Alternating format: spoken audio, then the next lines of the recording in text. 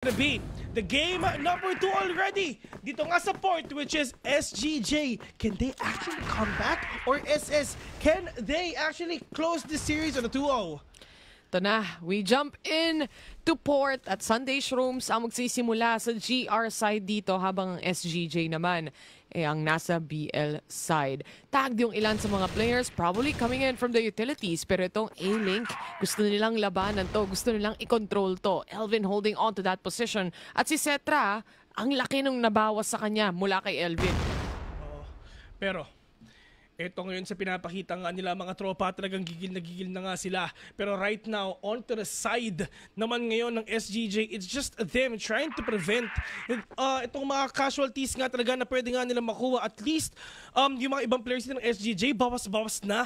Pero handang-handa pa rin sila sa pwede nga gawin nila dito sa SS. I mean, for Secta, though, he's super low on HP. Pero pang malayuan naman siya kasi nga naka-sniper siya. So open pa rin talaga yung thought na makakapita siya dito. But now, Yobib will fall down. 4v5 now in favor of SS.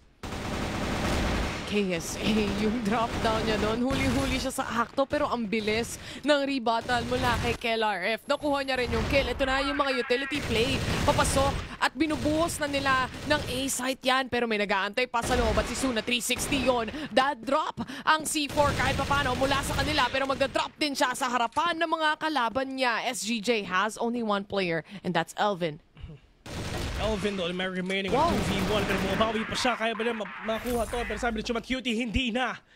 1-0 already and now Sunday Shrooms, good opening for themselves for them to win this round number 1. But for SGJ though, kailangan nga nilang mabawi. I mean kanina nung nawala nga si Elvin, sobrang sayang lang din yun. Napakadami pa din nakuha doon, actually 3. 3 indeed. At saka position na lang eh. Ika nga ang labanan dito, lalo na kung 2v1.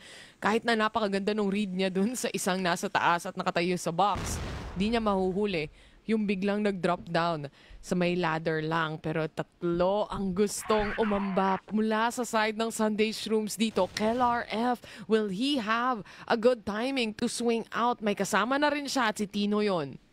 Super slow lang yung approach yung pinapakita nga dito ng SGJ. But for SS, at least they know kung ano ba yung plano nga dito ng SGJ do. Yung mga pwestuhan nila papuntang B, talagang sobrang deadly na nga ito. Kumbaga, kino-complete nila and pinapalakas nila itong triangle formation nila papunta ka dito sa B-side if ever meron bang pumasok dyan. Pero sino ba ang first contact dito? Sila Chumat Cutie waiting patiently, sila J-Bice, sila at talagang pwede nga makapitas dito, lalo na si Kid from Tondo. Sniper position from Tino. Alam niya kung ano yung key positioning. Pagdating sa mapa na to, he hops out, tries to get the shot in, pero hindi tumama yung kanyang AWM. Instead, si Kid from Tondo ang makakahanap ng first kill dito. Suna 360, bumagsak na rin, pero Chumat Cutie nakahanap ng isa at si Elvin yon. Dahil sa C4 being planted by the players of SGJ mga tol, but yung SS babawi na ata sila. Ito na yung retake nga na gagawin nila harap. I mean, sama-sama lang sila. Pero si Kaysa, talagang dumediretso lang siya. He need to force that 1v1, 2v2, pero hindi. J-Vice nahuli ulit siya. KLRF and Yobib lang dito natitira, pero Yobib nakadalaw pa. Pumupuso pa. Ibig sabihin nun, SGJ talagang lalaban ata sila, but from up top, that is Kid from Tondo, etc. Just trying to sweep this map with a win. 2-0 already. And pagdating nga doon, maganda naman talaga yung plano ni KSA doon, pero nahuli na rin talaga siya bigla ng SS. Sunday Shrooms, talagang mainit si Kid from Tondo ngayon at Cetra pagdating sa match-up na to. And so far, gaya ng na-mention ko kanina, ine-expect natin na madadala nila yung momentum na yan heading into port. Nagpapaulan na naman sila ng utility play pagdating sa loob ng site pero pang-amba lang yon. Instead, they go revert back. Hyper-rotate na lang tayo. Kuha tayo ng space. Especially, itong mid-control nila, wala pang tao so far. Medyo bumabagal din ang approach dito ng SGJ. Kaya kailangan nga talaga nila dito makapitas ng kahit isa lang. Pero nakasalalay kay J-Bus kung meron pa siya makikita dito kasi if ever meron napakadaming pang trade ang pwede nga nilang makita But now, spray and pray. Narinig to ni Kel. So kailangan nga nila mag-adjust kasi yung isang player dito ng SS, alam na nila kung nasan. Pwede sila pumunta ng B. Pwede sila pumunta ng A. Pero, in terms of positioning, napakadaming tao sa B. At si Cetra nakaantay pa actually. I mean, he got it mid-control. Pero pagdating sa B, madali lang niya mapuntahan yon.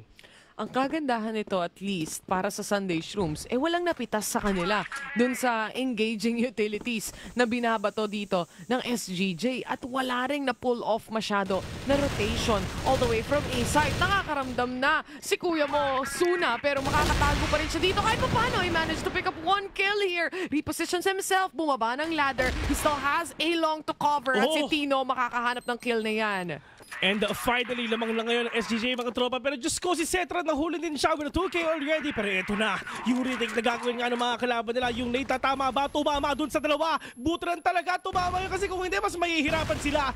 2 vs 2. Once again, Cetra is low. Kid from Mundo, nawala pa. Tuloy kita, 1 vs 2 already. Cetra nagpalit ata ng baril dito. Mga tropa, para nga makabawi siya. Pero from afar, ito yung kalaban nila. Yung isa na sa taas, yung isa na sa baba. Pero Kellar magpapakita na ata siya kasi kailangan na tulungan dito si Case. Si KSA. But right now, yung flash nag-connect and with the swing na ginawa nga ni Kel, buto na talaga tumama. And finally, SGJ nakuha na nila ang pinakaunang round nila sa game. Na full flash din kasi siya doon. So talagang na-buy time niya knowing na parang nasa 15 seconds na lang ata yung natitira before the C4 detonates here para sa side ng SGJ. A good take para sa A nila pero kaya ba nilang ulitin yon dahil when it comes to the pick-offs, nawala na si Suna, nawala rin si Elvin. 4 vs 4 right now. I mean, yes, Kel. Getting that C4 already, hawak-hawak lang nila to. Ang kailangan nila ulit-ulitin, syempre, is just the pick-offs muna, Bessie. Kailangan nila dito makakita nga ng isang opening para makapasok sila. But, for SS, it's just, that is the thing na pinaprevent nga nila mangyari. Kailangan nila maunahan yung mga kalaban nila and kailangan nila ma-retake yung space na kinukuha ng mga kalaban nila. Kaya yung iba, medyo nagpupush na, medyo nagiging deep na, but it's all up to Cetra kung kaya ba napigilan to. At yun ang sinasabi natin, one tap to the head on to Kel. Yung spaces ginagawa nga ng SJJ, nakuha ulit ng SS. Lumabas na siya bago pa makarating yung ibang mga players papunta sa long A kanina. Kaya walang trade na mangyayari dyan at makakataka siya ng may libreng kill dito. It's a 4v3 scenario. B site ata ang pinupuntahan dito ng SGJ for now. Kid from Tondo, makakahanap siya ng kill. Ang kaso nga lang, Chumat Cutie, ito na naman, cheeky position, cheeky angle. And with a 3K, ending the lives of their enemies, talagang yun nga sinasabi natin sa SS, diba? Talagang nauhuli natin talaga nila yung mga kalaban nila one by one. And for SGJ, they really need to get that space na pwede nga din sila dito na mag-body system para mabilis yung trade-off na pwede nilang gamitin. Kumbaga yung zoning nila, yun yung din kailangan nga nilang i-adjust dito para mas madali yung approach nila papasok nga sa loob ng site. But for SS, talagang ganado sila sa port. Oo, ganado sa lahat ng mapa so far na nilaro nila. Gumising sila para mag-crossfire, and crossfire indeed ang makikita natin when it comes to B side take na gustong gawin sana ng SGJ. Elvin low on the HP pero Yobib makakahanap siya ng kill and that is J-Bice to go down. It's now a 3v2 pero ang sakit ng damages. Sobra. I mean, yung mga bala na nakikita natin talaga nagko-connect pa. And in terms naman sa utility play, at least with this kahit konting mga damage lang, damage nga na ginagawa nga nila ngayon. Pero nakasali nga, tingnan natin dito si Cetra, siya lang yung tao na full HP Kasi wala nang pumunta sa kanya. Oo, walang pumunta sa kanya eh. Sniper position lang naman din siya dito. So, kung tutuusin yung long range, doon siya nag-pull off ng mga kills. Pero yung kills na yan, tatama ba? Dahil si Yobib, ang bilis niyang mag-react doon. Si super low in HP. Literal ng one bullet lang dito si tropang B-Boy. Pero ngayon, kakayanan pa ba nila to? Tamang wall bomb? Oh no, hindi alam ni Cetra kung siya titingin. Pero dito, 2 vs 1. Suna, this is gonna be really difficult. We'll catch one. Yung flash, nag-connect. And the full flash right in your face. KSA will get that kill. Good utility play by SGJ. Grabe, no? Sobrang dikit ng laban. 3-2 pa lang ang score natin dito. At syempre, when it comes to those slow plays, mas nagkakaroon ka ng chance na makahanap ng pick-off. And speaking of pick-off, si Chumat Cutie na naka-triple kill kanina. Mukhang galit na naman. Very low on the HP. He reverts back kahit papano and pulls away from the position that he has. Pero 4 na players ngayon ang nakapaligid at gusto talaga siyang i-punish. Kaso nga lang, that is J-Vice to catch them instead.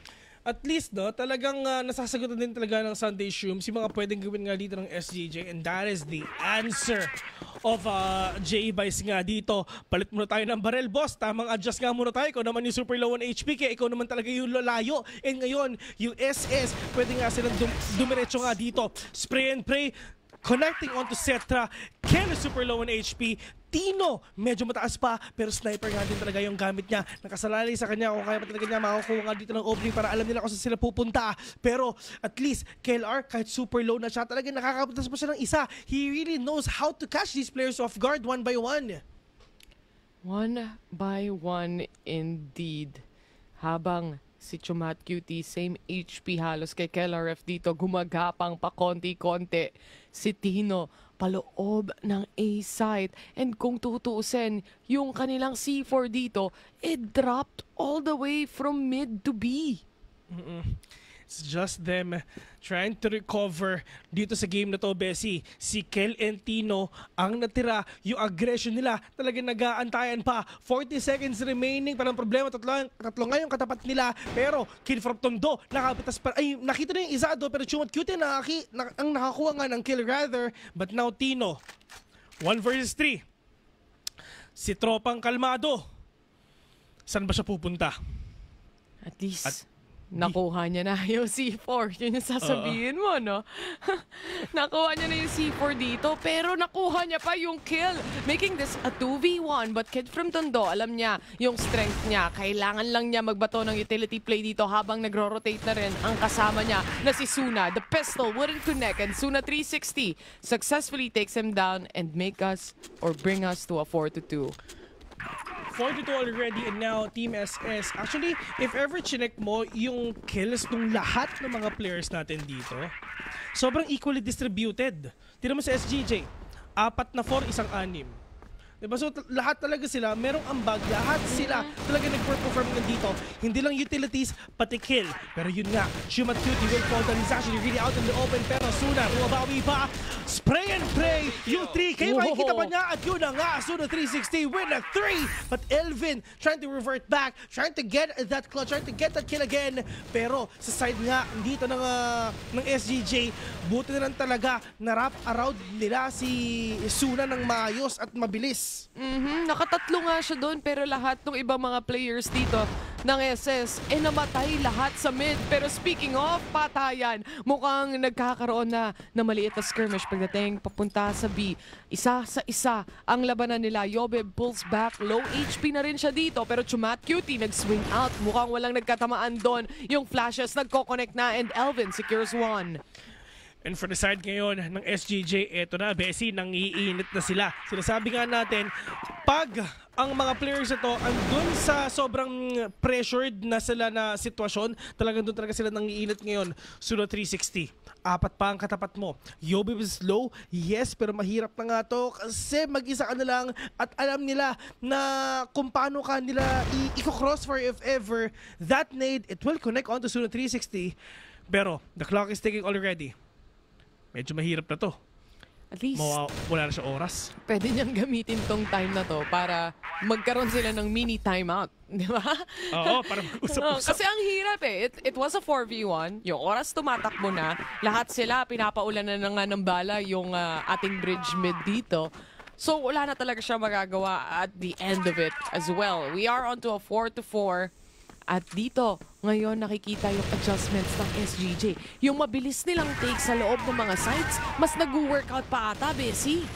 Ito na yung adjustment period nga talaga na ginagawa nga nila. Kid from Tondo is nakatamaan nga siya dito. KSA is low. Pero wala na rin siya. Mapapanay na rin siya ng mga players nga ng SS. Diyos ko, 4 vs 2 already. Napakadami nangyayari mga tropa. Yung mga utilities talaga lumilipad na. KLRF siya talaga natitira. Pero sunod 360 muna talaga ang makakakuha. Besi, grabe ang gulo ng round na yun. Kumbaga, press W na lang sila lahat eh. I mean, yun yung nag-work kanina eh. So, yun na lang din yung ni-revert back nila na gusto nilang gawin sa BL side nila. Yung mga fast pushes nila dito, yung mga kills dahil nga nag-iinit na yung mga players, maybe it will pave the way, pero it's the other way around. Now we are on to a 5-4. SGJ, swap na rin tayo dito ng side syempre. Kasi GR na sila, etc. Itong positioning niya, wala atang dadaan dyan. Very much aware din yung SGJ sa ganyang klaseng positioning as well. So they're more wary of this angle, especially from the AWM.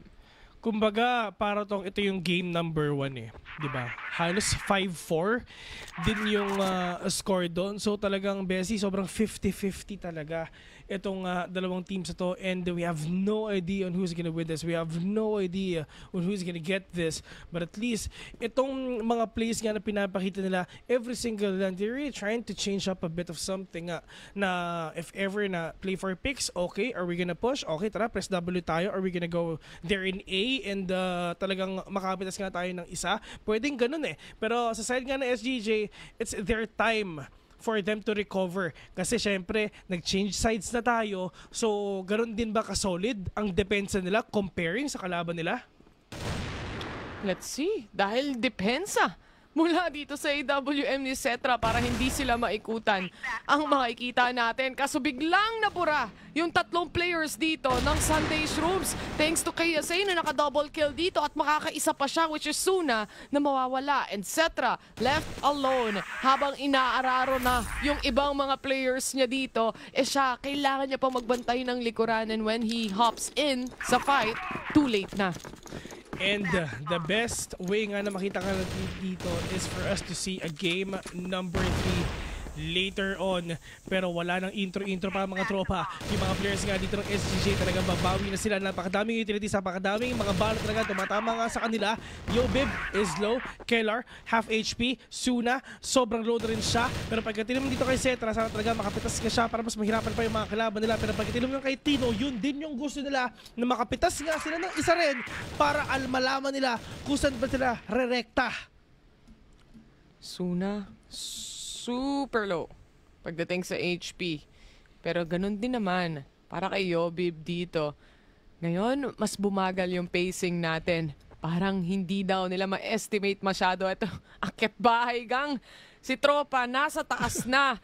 At maybe it's an unexpected position mula sa players ng SS kung sakasakali man. Tsaka kita niya rin kung may dumadaan dito at nakikita niya na. Si Kid from Tondo, nabawasan yung HP niya. They know na meron ng akyat bahay at mapapababa siya.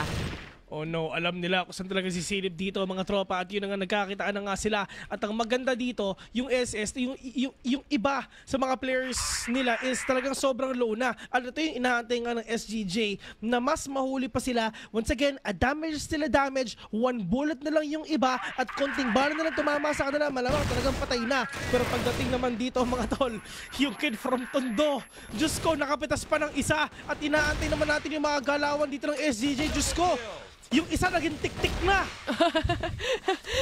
Literal, no? At si Cetra na naman ang natira dito. 3v1 scenario.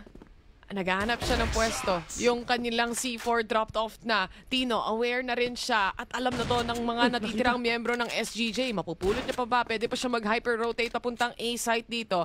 At may oras pa siya mag-plant ng C4. Pero he's not sure. Ilan ba yung natira sa B site? Ilan ba yung nag-rotate na? At mukhang nasilip niya yung isa pero nawawala pa rin talaga yung isa.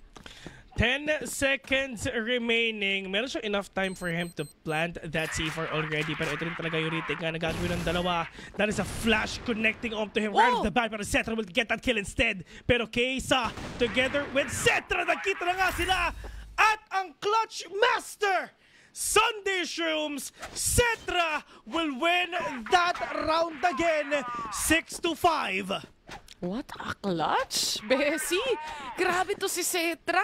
Alam mo yung lugi ka na, na-flash ka na, lahat-lahat na, pero you still managed to pull off the round. Even with 10 or 15 seconds remaining para ma-plant yung C4 nang wala kang ka-idea. Double trouble na sana yung dala ng SGJ dito, pero hindi pa rin nag-workout sa bilis ng kamay niya pumitik dun sa AWM. Kumbaga sa basketball, Bessie, kunyari, last 3 seconds, ipapasa mo na lang kay Kobe para manalo kayo. Oo. Kumbaga, si Cetra, malakobi nga yung galawan niya. Buzzer beater. Oo, buzzer beater, tama. Buzzer beater indeed. Grabe naman si Louie. So, maraming salamat sa pagtulong.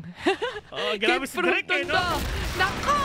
Huling-huli, nagbabani-hap ang isa. Pero yung pangalawa, makakatakas pa. Sumat Cutie, sobrang low niya na doon. Pero nahanap niya yung trade kahit papano. At sa 4v4, pero napakasakit nung damage sa kanila. Isang nade lang literal. Matutusta sila kung sakali man. At kahit isang ubo na lang. Lalaban pa. Diyos ko, napakahirap nito mga tropa. Okay lang yan, buhay pa siya. Malayo naman daw kasi sa ano yan. Bituka. Sa bituka. Tinamaan lang naman siya sa arms eh. Oo, okay lang. Malayo sa bituka. Malayo sa bituka, guys. Kaya pa, buhay pa. Ang problema, naghihingalo na siya. 4 versus 1 already. Umiikot siya ng mapa. Naghihinalo, no? Pero yun na nga, J-Bus pa rin talaga makakakuha dito. If ever panalo pa ang SS dito, ewan ko lalakad yun na nga, Diyos ko! Si Chumat Cutie naghihingalo na, pero Diyos ko, na 1v1 pa. J-Bus, kalaban si Kaysa. Nakita na nga yung ulo of 35 seconds. Samang wall ba talaga pinapakita nga nila. May utilities pa sila. Pwede pa talang iba to. Pero, oh no, J-Bus maganda ata yung position nga nila. Pero Kaysa nasa baba pa siya. Kailangan nga na makakad dito para makuha niya yung clutch na to. Pero J-Bus, kailangan mo lang is mag-antay. 30 seconds remaining with the reposition already. Kaysa waiting patiently. Grabe siguro yung kaba ng mga players na to, no? Sino kaya ang mananalo sa dalawa? Mukhang si Kaysa! KSA securing that kill at makukuha pa rin naman to ng SGJ. Pero munti ka nang mawala sa kanila. Munti ka na nilang... I mean, sa dalawang yon na super low HP, naubos pa sila. Ayun nga kumbaga si J-Vice nakadalawa, si Chuma nakaisa pa. Diyos ko, na kahit 1 HP pa ako, ang importante, buhay pa. Pero si J-Vice, Diyos ko, si KLR pinatumba na. Dalawa ang sniper naman nila dito So, KLR, palit muna tayo. Diba? Tino, ikaw na. Ikaw na munang sumipat dyan, sumilip-silip. At si Cetra, ang posible niyang makatapat kung sakasakali man. All the way from B-site though, itong sniper position natin. At mukhang magbi-B-site din ang mga players ng SS dito. Maganda yung position nila actually, no? I mean, may nagpapatay nga dito mga tropa, pero Diyos ko, si Tino na wala na bigla. 5 versus 3, Bessie Kid from Tondo. Diyos ko, pinauwi mo siya sa bahay nila. KSA, bumabawi pa ata. Wala silang idea na si KSA literal na nasa harapan nga nila, nasa kaliwa na. Pero magpapakita na pa siya. Pero alam ko siya, cute na may tao doon. Spray and pray. Yung damage na siya. Meron pa tao sa may baba. Yobib nakapitas pa ng isa. Muli kita 3 versus 3 already. KSA low in HP. Pero magpupush na talaga yung mga kalaban nga nila. Yobib nakadalawa pa. 2 versus 3. Oh no, lamang na kayo ng SGJ. Paano pang gagawin ng SGJ ito? 20 seconds remaining for them to defuse that C4. Pero Suno 360, nakabawi pa. Pero eto na, yung Clutch King, Bessie. Siya na naman ang mag-isa. 17 seconds si Opsalt, he gets the kill. 14 seconds remaining, nakatama pa si kuya mo pero hindi naaabot yung HP niya dito as Kelvin finally, or rather Elvin, finally shuts him down. Muntikan pa sila doon, Bessie. Kahit na sobrang 2v1 scenario, itong Sunday Shrooms, parang nabubuhayan pa sila lalo ng loob sa mga ganong clutch play. Yun na nga sinasabi natin, Bessie, di ba? Mas nabubuhayan sila if ever sobrang pressured na nila. Kumbaga, nilalabas nila yung 100% ng lakas nila. Sabi nga ng Tiguro, wala nang gentle, di ba? Sasabihin ko pa lang sana ang diamante. Syempre, kailangan mo munang bigyan ng pressure bago mo makuha. Tama! Samantalang yung sayo. Kakaiba yung saying mo. Si Taguro? Si Taguro yung saying. One Sige na, KSA meet and greet muna with Kobe. 4v4 situation ito at yung sniper still in play. Bessie, gusto ko siyang ma-meet and greet pero wag muna ngayon. Siguro pag tumanda na talaga ako. Pero yung mga players nga dito ng SGJ, at least paunti-unti na lang nakukuha tong game na to. So, 4v4. At iniwan nila yung C4 sa spawn, syempre. Alam na natin magdi-default dito ang SGJ. Gusto muna nila makahanap ng ng bitas. Ay no. Pinapainit lang nila yung bulalo, Bessie. Tandaan mo, hindi masarap ang bulalo pag malamig. Yan. Tama. Tama nga naman. Sebo yan! Sebo yun. Oo. Kaya pinapainit muna nila. Pinapakuluan para mas masarap yung pagsip-sip nila mamaya. Pero ngayon, mga tropa, napakadami nilang binabato ang mga bomba. Pero pagdating naman dito, 40 seconds in, mga tol, yung SSO nung hindi pa talaga sa sila pupunta. Pero mukhang bina nga rin talaga yung mga pop-flash nila nag-connect na. Pero ito na yung counter-flashes nga na ginagawa ng mga kalaban nila. Spray and pray already. Sunod nakapitas ng isa. Yobi bumabawi pa. Pero tamang wallbang lang ginagawa nga ni Elvin dito para nga makapitas siya. Pero pagdating naman dito, Kidrop Tondo, siya na lang yung mag-isa. Yung dalawa nakatapat nga niya. Winner verticality already. 20 seconds yung talaga natitira. Yobi makita niya. Kahit super low na nababawi siya. Pero alam niya yung last scene ng kalaban niya with a swing. Oh no! No Diyos way! Ko! Mensa pa rin talaga nakakuha! No way! What a clutch mula kay Kid from Tondo. Napaglaruan niya yung posisyon dito. And at the same time, dun sa 2v1 na yon na talagang kino-crossfire na siya, instead siya pa ang nakapitas ng isa and really goes for ito talaga, yung pressure talaga. Pag binigyan mo pa ng pressure tong Sunday Shrooms, dun pa sila nananalo. Yun nga, Diyos ko, kung merong batang Quiapo, merong Tondo. Kid from Tondo. Exactly! Itong Kid from Tondo, grabe! KSA, mabibitas niya yung isa at least, pero the flashes settling in. Yobib secures one. Andito na yung utility play mula sa side ng Sunday Shrooms. Pantay yung laban pagdating sa scoreline, pero sa tao, hindi na. Medyo mahirap to, mga tropa. Ito yung maganda, mas literal na gumagana na talaga yung laban natin ngayon. Nade not gonna connect on the Kid from Tondo. Pero nasan ba yung iba? Spray and pray. Yobi pa talaga makakakuha dito, pero sa Suna bumabawi pa. Pero Suna, mawawala din siya. Tamang 1-to-1 rin talaga mga pinapakita nila. Pero Cetra ngayon na mag-isa, apat pa ang katapat niya. Pag ito na clutch niya, ewan ko na lang talaga. Pero sabi ni Elvin, anong clutch? Hindi na! 8-7, dalawa na lang kailangan ng SGJ. Panalo na sila at pupunta tayo sa game number 3. Grabe. Itong mapa na to, guys, para sa mga kakanood lang, pinilita to ng SGJ at napanalo ng SS kanina yung first map pick natin na mula rin naman sa kanila. So, dito at least yung comfort mula sa SGJ, makikita natin. And yung depensa nila ngayon, nare-realize na nila na, okay, paboritong maglaro dito ni Kid from Tondo. Makikita mo yung nades para lang ma-push away siya, di ba? Si Chumat Cutie, igil na. Meron pang nagtutupi sa likuran niya. Pero pagdating naman dito ngayon sa SS, lahat sila talagang handang-handa na rin talaga kasi nga yung SGJ, Diyos ko, nangiinit na. KLRF, nabawasan siya dito pa unti-unti. Pero at least, Bessie, medyo bumibilis na yung laban natin kasi nararamdaman ko yung pagsasalita natin medyo bumibilis na rin. Tumi-triple time na eh. Oo, tumi-triple time na. Pero tingnan natin, A-main at itong gusto nilang kontrolin ngayon. Gusto nilang mag-long A para makahanap ng pick-off. Pero meron ba silang makahanap na pick-off dahil pinapaulanan na nila ng utility play dito si Tino. Ang good flash to at least push them back and goes for a reposition. Meron bang mapipitas dahil si Tino? Upper hand kahit papano.